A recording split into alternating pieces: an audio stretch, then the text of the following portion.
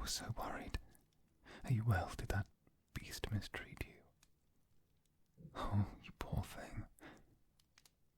After Therax took you away, I thought that I wouldn't get the chance to see you again. I thought I'd failed you. I didn't know what became of you. I thought...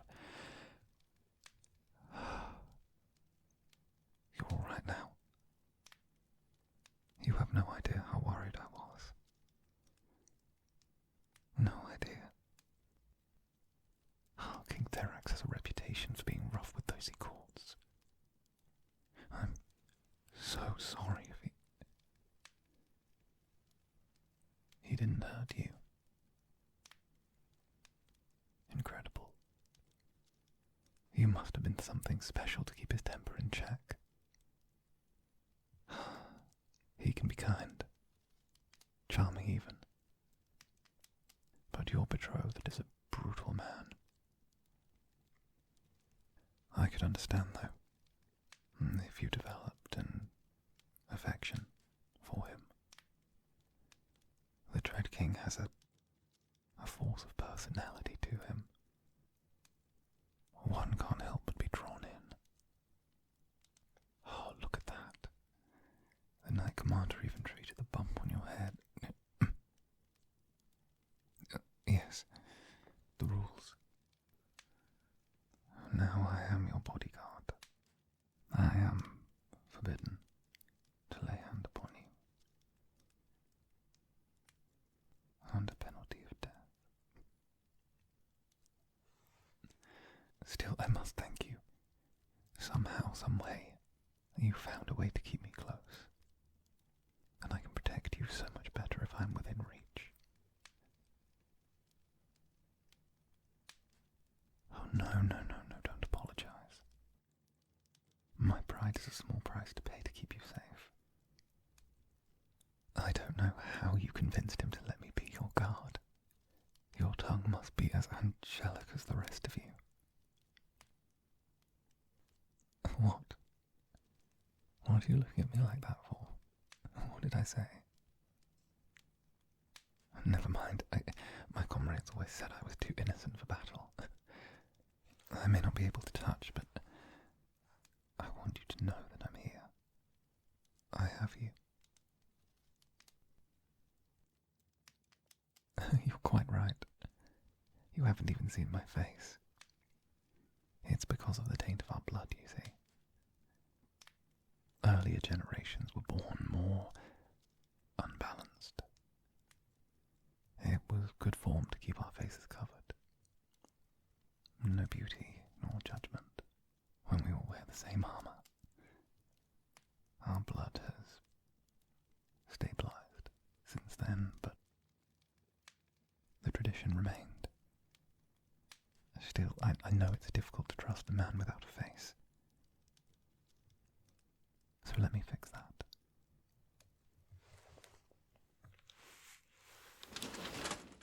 Oh, much better. You forget how stuffy those things are. It is best if the Dread King doesn't know I did this, though. It's inappropriate for me to have done such a thing. And yet, here we are, alone in your chambers. Who's to know? I only remember being forbidden to touch you. Nothing about any of this.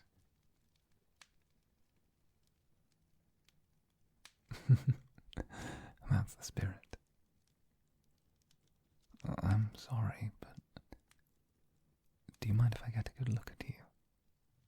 It sounds childish, but I've never seen someone who isn't changed like me. I was hoping you might indulge me. Thank you. Thank you. Look at that. Incredible. No scales, no fur, nothing. Your ears are different.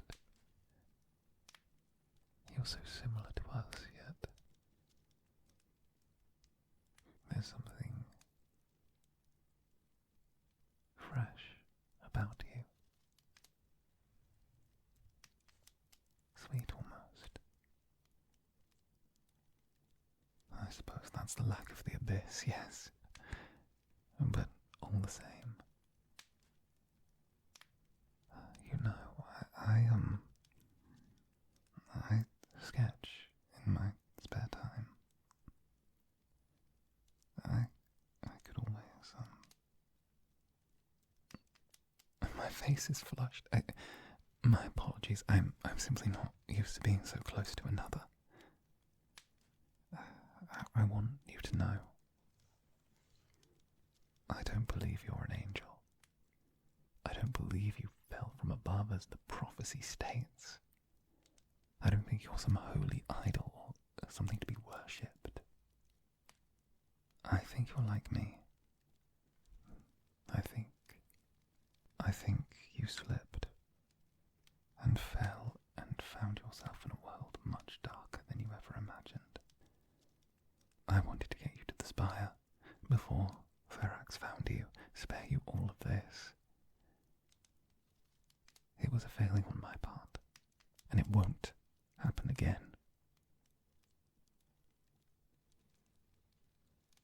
The Spire. Yes, the way out. The concept is difficult to explain, and I'm not well educated, but the below was sealed with a lock.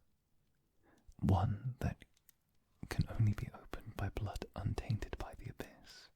The sort of blood that flows through your veins. And it's a simple thing. You could free us of this place, yet my Dread King would desire more from you.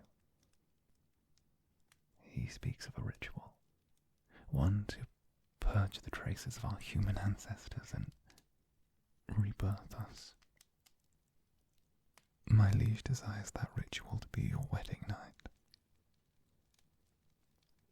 No, I won't let that happen to you or to me. Unlike Therax, I am not so quick to throw away my humanity.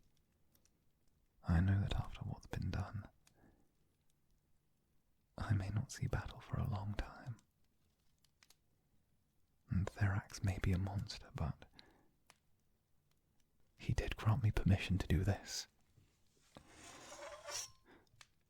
I shall of the deep pledge myself. So long as I live, I shall be your ally in this place. So long as I wield a blade, it shall be in your name. So long as I live, your life shall be before mine. I swear this upon my blade, true as the abyss that runs in my veins. I proclaim you my armiger, the one who shall bear my sword, and in turn my undying loyalty. May my ancestors be as witness.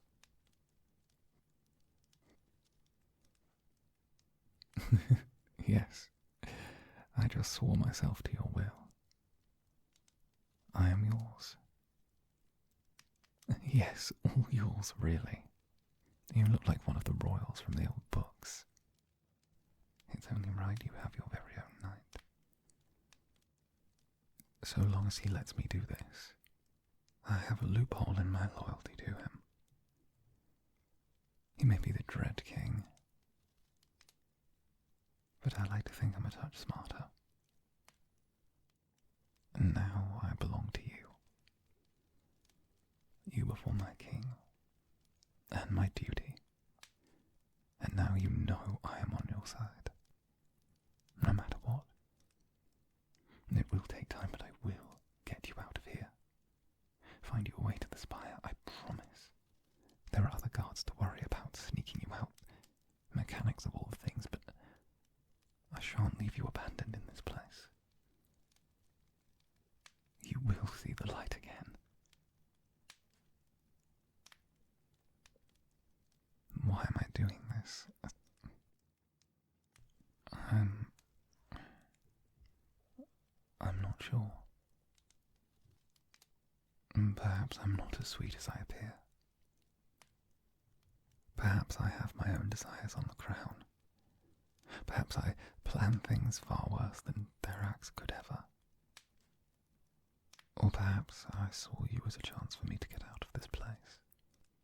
I could give you 1,000,001 reasons, and they would be as untrustworthy and as speculative as the next 1,000,001 I could give you.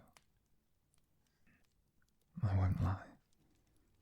I have my own ambitions, my own desires, my own cravings.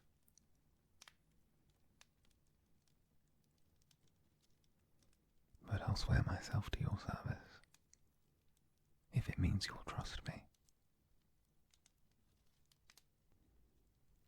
Part of me thinks it's because I found you, after you first fell.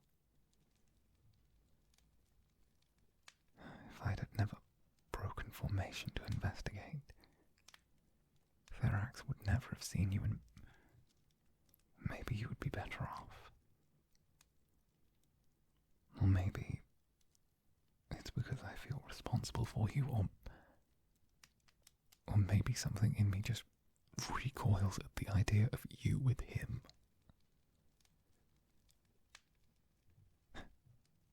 You look relieved. We'll be spending a lot of time together, you and I. If that time can bring you some relief, then I swear to do my utmost. Oh, now come, rest. You look exhausted, and this journey will only grow more difficult. Should we not plan your escape carefully? In the meanwhile, I'll try and find you something to do, something to keep you entertained. For now, though, simply rest, and should you ever need